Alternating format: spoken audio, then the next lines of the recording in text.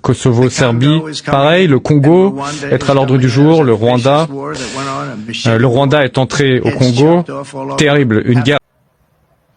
Bonsoir et merci de nous rejoindre une fois encore sur Afro Info 43. Nous sommes heureux de vous retrouver parmi les nôtres ce soir, jeudi 26 juin 2025. De partout où vous êtes connectés, nous vous approchons dans cette édition pour vous informer de la situation sécuritaire également politique de la République démocratique du Congo. Vous le savez très bien que la guerre s'écoule sur la République démocratique du Congo. Chaque fois, on arrive ici pour vous informer de ces affrontements qui se passent entre les résistants Wazalendo et les rebelles du M23. Et d'ailleurs, aujourd'hui même, jeudi 23 juin 2025, il y a eu des combats sur les terrains, mais l'information l'actualité, la plus grande actualité est dominée par cet accord d'épée qui sera signé donc demain vendredi 27 juin 2025 au niveau de Washington entre la République démocratique du Congo et le Rwanda. Alors, peut-on croire à une paix durable en République démocratique du Congo? Qu'est-ce qui se passe? Vous aurez beaucoup de détails. On va faire une analyse par rapport à cet accord. Également, si vous avez votre point de vue, n'hésitez pas de nous partager. Accord Washington, Kigali tremble. Est-ce que peut-on croire aussi du côté de Doha où c'est une distraction? Vous aurez tous ces détails dans cette édition, chers téléspectateurs d'Afro Info 243. Comme je l'ai évoqué, nous commençons d'abord par cet accord d'épée qui a été négocié entre Kinshasa et Kigali pour mettre fin à la guerre, donc une guerre qui s'est passée pendant plusieurs années et dont plusieurs personnes ont perdu leur vie. Alors, ce demain, il y aura signature du côté de Washington parce que la capitale américaine va accueillir en tout cas la délégation congolaise. Donc, la délégation congolaise, d'ailleurs, qui est présente selon plusieurs sources, qui est présente du côté de Washington, parce que c'est ce que plusieurs sources confirment déjà que la délégation congolaise est d'ailleurs une première équipe donc séjourne déjà sur le sol américain. Alors, d'après d'ailleurs nos sources, la délégation congolaise qui a précédé du côté de Washington est représentée de quelques membres de la présidence de la République démocratique du Congo et également la ministre des Affaires étrangères, donc Thérèse Kaikwamba Wagner, d'ailleurs, qui conduit cette délégation. Vous devez retenir que la présidence de la République démocratique du Congo, d'ailleurs, est représentée par Patrick Loubeya, président de l'autorité de régulation et de contrôle des marches des substances minérales stratégiques, Sumbusita, au représentant du chef de l'État, ainsi que le général-major Augustin Mamba Mbiayi, commandant du collège des hautes études stratégiques et de défense. C'est ce que nous apprenons, chers téléspectateurs d'Afro Info 243. Alors, cet accord prévoit quoi? Parce que beaucoup, les Congolais doivent savoir qu'est-ce que cet accord prévoit. Donc, vous devez retenir d'abord que, par ailleurs, l'accord prévoit, l'accord qui sera signé demain du côté de Washington entre Kinshasa et Kigali pour mettre fin à cette guerre qui s'écoulait sur la République démocratique du Congo. Cet accord prévoit notamment le respect de l'intégrité territoriale et l'interdiction des hostilités. Il y a également les désengagements, il y a également les désarmements des groupes armés non étatiques, ainsi qu'une intégration inconditionnelle de certains éléments. Il prévoit en outre la création du mécanisme également conjoint de coordination sécuritaire basé sur les concepts d'opération CONOPS du 31 octobre. Alors, lorsque on parle déjà de l'intégrité, le respect de l'intégrité territoriale. Lorsque on parle de ça, on voit que parmi les deux États, aucun État qui va encore lancer l'offensive contre l'autre. C'est par exemple le cas qui se passe actuellement dans l'Est de la République démocratique du Congo où les Rwandais mènent ces opérations militaires sur le sol congolais. Et d'ailleurs, vous devez retenir que du côté, parce que même les experts des Nations Unies, toutes les puissances mondiales ont déjà attesté et que Kigali accompagne les rebelles du M23, soutient les rebelles du M23. Alors, même Donald Trump, le président américain, l'a bien dit hier, donc lors du sommet de l'OTAN qui s'est passé du côté du Pays-Bas, en Hollande. Le président américain a reconnu réellement que le Rwanda est au Congo et que ce Rwanda est en train de commettre des exactions, des violations sur des droits de l'homme. C'est ce qui se passe. Alors, comme je l'ai évoqué, mais il y a une réaction maintenant. Les réactions, il y a les ministres des Affaires étrangères du Rwanda qui venaient à peine de réagir par rapport à cette signature qui s'annonce demain. Alors, c'est pourquoi même, vous verrez dans notre titre, nous écrivons Kinshasa, voulait dire Kigali tremble. Voilà, qu'est-ce que les ministres des Affaires étrangères rwandais venaient aussi de dire par rapport à ça. En tout cas, nous venons à peine, d'ailleurs, cette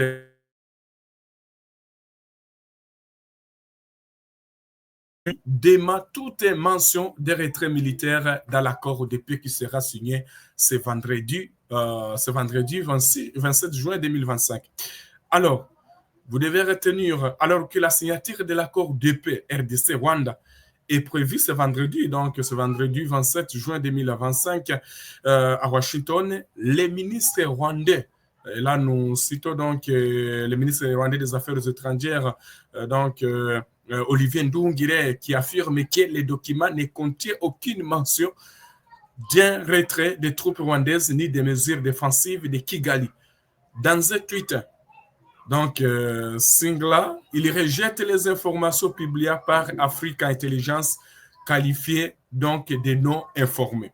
C'est ça que le ministre des Affaires étrangères, et d'ailleurs qui sera aussi demain du côté de Washington, en tout cas Kigali nie catégoriquement que aucune place dans cet accord où on mentionne les retraits des troupes rwandaises sur les sols congolais. Mais avec vous, on venait à peine de voir comment est-ce que l'accord prévoit certaines choses, l'intégrité, le respect de l'intégrité territoriale. Alors, là-bas, beaucoup de questions se posent. Et d'ailleurs, le président congolais aussi est revenu sur cette question de cet accord qui doit se passer ce vendredi 27 juin 2025, quand il recevait la presse américaine au niveau de sa résidence présidentielle. Vous devez retenir que le président congolais, en tout cas, l'a bien dit, si en tout cas Trump parvient à mettre fin à cette guerre qui dure des décennies, il sera même le premier aussi à lui voter si Donald Trump parvenait aussi à postuler pour trouver un prix Nobel. Alors, comme nous sommes en train de parler de ce que le ministre étranger des Affaires, le ministre rwandais des Affaires étrangères a dit, mais est-ce que les ministres des Affaires étrangères, des Affaires étrangères du Rwanda n'a pas menti? Alors, on va essayer un peu. Alors, je venais un peu de consulter ce soir les sites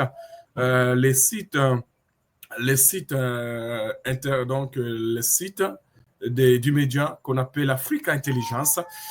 Africa Intelligence mentionne quoi aussi? Et d'ailleurs, je l'ai dit par rapport à la récente déclaration du ministre rwandais des Affaires étrangères qui a parlé que, d'ailleurs, après la signature de demain, il n'y aura plus la rencontre entre les deux chefs de l'État, donc le président congolais et le président rwandais. Mais c'est faux. Donc, un article d'ailleurs qui est écrit sur les médias, sur Africa Intelligence, atteste que les présidents Félix Tshisekedi Tshilombo, président de la RDC, et Paul Kagame du Rwanda se rencontreront ensuite fin juillet à la Maison-Blanche, donc après l'accord du demain, qui sera signé entre le ministre des Affaires étrangères, les présidents congolais et rwandais doivent encore se rencontrer devant Donald Trump et d'autres chefs d'État africains.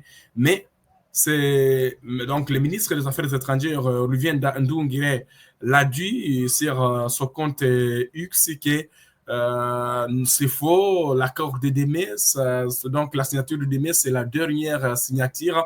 Alors, on va parler d'abord Olivier Ndoungire, ministre rwandais, qui a menti. Il a menti en affirmant que tout allait s'arrêter de signature entre, donc, comme je l'ai dit, des deux ministres. Donc entre les deux ministres des Affaires étrangères. En réalité, voici maintenant le véritable calendrier qui est prévu. Du 27 juillet, donc demain, il y aura donc signature d'abord entre les ministres des Affaires rwandais et étrangers, donc des ministres des Affaires étrangères du Rwanda et de la République démocratique du Congo. Ensuite, les retraits des troupes rwandaises du territoire congolais, il y a 3. En fait, la rencontre entre les deux présidents pour finaliser l'accord, une étape est conditionnée par la disponibilité du président Trump, possiblement avant même le 7 juillet. C'est ça que vous devez retenir, chers téléspectateurs d'Afro-Info 243, concernant cet accord qui doit être signé demain du côté de Washington. Et d'ailleurs, plusieurs Congolais aussi sont en train de donner leur point de vue par rapport donc à ce qui se passe, à ce qui doit se passer demain, 27 juin 2025. Mais on va essayer de regarder maintenant du côté des Doha. Vous savez très bien que du côté des Doha, les gouvernements congolais est à la table avec les rebelles du M23 qui occupent la ville de Goma depuis le 27, également la ville de Bukavu aussi, dans le cadre de chercher la paix. Alors, il y a un article que nous venons à peine d'exploiter tout à l'heure ce soir. C'est un article de nos confrères, donc Acti Congo aussi, qui donne ses révélations ici par rapport à ce qui se passe du côté des Doha, alors que les regards, bien sûr, les regards tournent vers Washington où un accord de paix est sur le point d'être scellé entre la République démocratique du Congo et le Rwanda sous l'égide, chers téléspectateurs d'Afro-Info 243, c'est sous l'égide des États-Unis, les négociations directes entre Kinshasa et la rébellion du M23 à Doha non enregistrées, toujours aucune avancée notable selon les médias Acti Congo .blog. Alors, le sommet de Washington est prévu demain, devrait voir la signature d'un accord bilatéral entre donc Kinshasa et la République démocratique du Congo. Alors, cependant, en parallèle de cette dynamique internationale, les pourparlers aussi directs entre le gouvernement congolais et la coalition M23 AFC qui se sont déroulés à Doha au Qatar peinent à produire les résultats. Alors, selon des sources diplomatiques citées par nos confrères d'Acti Congo .blog, donc la délégation de l'AFC M23 quittait encore Doha le 20 juin dernier pour regagner Goma, toutes des compromis sur les principales revendications des groupes rebelles, notamment leur intégration dans les institutions de la transition et le retrait des forces armées congolaises et FARDC de certaines zones contestées. De son côté, le gouvernement congolais reste ferme, aucune discussion politique avec un groupe considéré comme un groupe rebelle, un groupe qui continue donc à semer la terreur dans l'est de la République démocratique du Congo tant qu'il n'aura pas déposé les armes et quitté les territoires occupés. Plusieurs observateurs redoutent un double jet dans ces négociations parallèles, selon toujours ces médias. On risque d'avoir un accord de façade à Washington pendant que les vraies causes des conflits, selon toujours cet accord, vous devez retenir que jusque-là, alors qu'il y a plusieurs sources, donc ce sont les sources de nos confrères d'Acti et Congo.blog qui parlent aussi de cette information qui se passe du côté de Doha, où il y a donc les pourparlers entre les rebelles du M23, les rebelles du M23 et les gouvernements congolais. C'est ça que vous devez retenir de cet accord qui doit être signé demain du côté de Washington entre les gouvernements congolais et les gouvernements rwandais pour mettre fin aux cessations qui se passent dans l'Est de la République démocratique du Congo. Chers téléspectateurs d'Afro Info 243, oui, je le disais même que le président aussi congolais, son Excellence Félix Tshisekedi Tshilombo, a salué également l'implication personnelle du président américain Donald Trump dans la médiation du futur accord de paix entre la RDC et le Rwanda. Dans une interview exclusive accordée à la journaliste Ariana Versailles Victoria, correspondante permanente à la Maison-Blanche pour l'Afrique, il a décrit cet accord comme une réponse entendue à un conflit vieux de 3 décennies. Je cite, « Il n'y a rien de magique dans cet accord », a déclaré le chef de l'État congolais avant de préciser il s'agit d'une prise de conscience au sein de l'administration américaine sur un conflit qui dure depuis environ 30 ans et qui d'ailleurs a déjà fait des millions de victimes toujours de la part des Congolais. Pour Félix Tshisekedi, cet accord dont la signature est prévue à Washington demain entre donc les deux ministres, entre les deux ministres des Affaires étrangères donc de la RDC et de la République du Rwanda, mettra fin à la guerre et obtenir le retrait inconditionnel. Voilà, le président aussi l'a bien mentionné dans ses propos. Les retraits inconditionnels.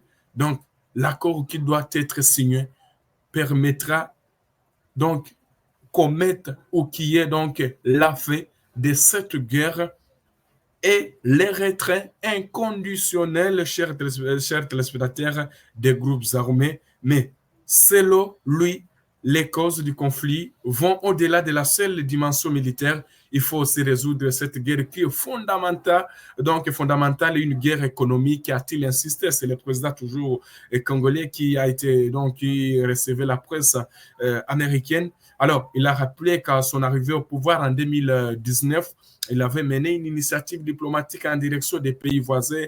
Il est arrivé au Rwanda, il est arrivé au Burundi en faveur d'une coopération fondée sur les échanges économiques. Je cite, je suggérais qu'un accord soit trouvé entre nous pour favoriser une coopération fondée sur des échanges économiques, économique plutôt que sur des tensions inutiles qui déstabilisent toute la région, a-t-il expliqué. Mais en 2022, le Rwanda a lancé une guerre contre nous, a-t-il accusé, tout en saluant les bonnes relations désormais établies avec l'Ouganda et le Burundi. Alors, Union led by President Faure Gnassingbé.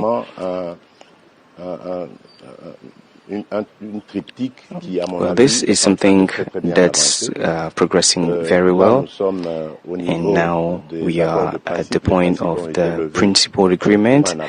A set of principles have been selected for the agreement, and if everything goes well, by the end of next week, both of our foreign ministers from Congo and Rwanda would meet in the United States to sign more than a principal agreement, and then we will come to endorse around President Trump in the United States. But I don't know when that will take place. It will depend upon both the progress of the events on the ground, but also it will depend on the U.S. agenda. As we know that the U.S. are involved in so many issues. You talked about the Middle East, and you talked about the war between Russia and Ukraine, and we also have the conflict between Iran and the DRC. So it will depend on those, but I think this might take place around mid-July. But then after that... Voilà, donc c'était le président Félix Tshisekedi Tshilombo, président de la République démocratique du Congo, qui revenait également sur cet accord, également les enjeux. Donc c'est ce que vous devez retenir. Mais laisse-moi vous rappeler que même le président américain Trump l'a bien dit, il reconnaît que les troupes congolaises, donc les troupes rwandaises sont sur le sol congolais. D'ailleurs, il l'a bien dit lors d'un sommet de l'OTAN qui s'est passé du côté de la Haye au niveau du pays. Et bam, alors, the Congo is coming in, and Rwanda is coming in. That was a vicious war that went on, a machete war, heads chopped off all over Africa. They're coming in.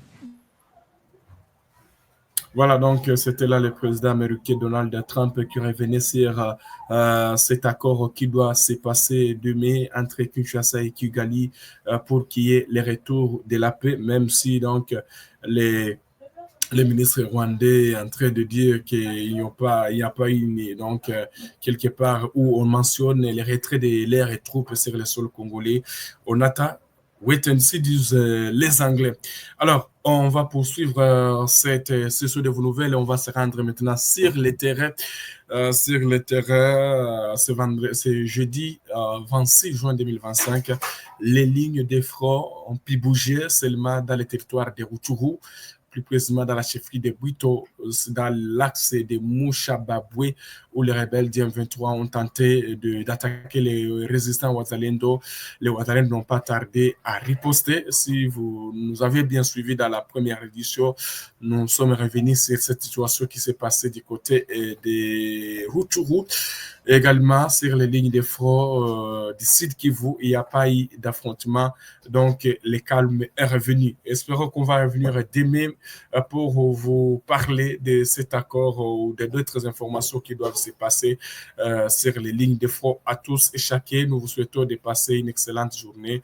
Partagez, likez, ça nous fera du plaisir.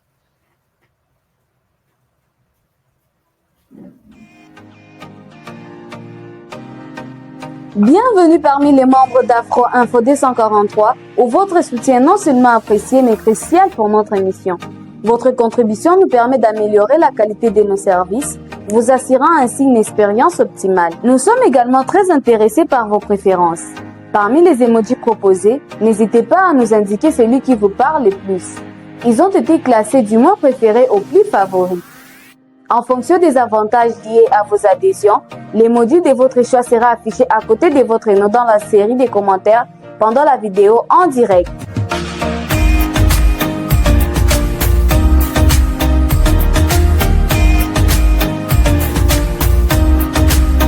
Encore une fois, nous tenons à vous exprimer nos sincères gratitudes pour votre participation dans notre communauté. Votre soutien est essentiel et fait toute la différence.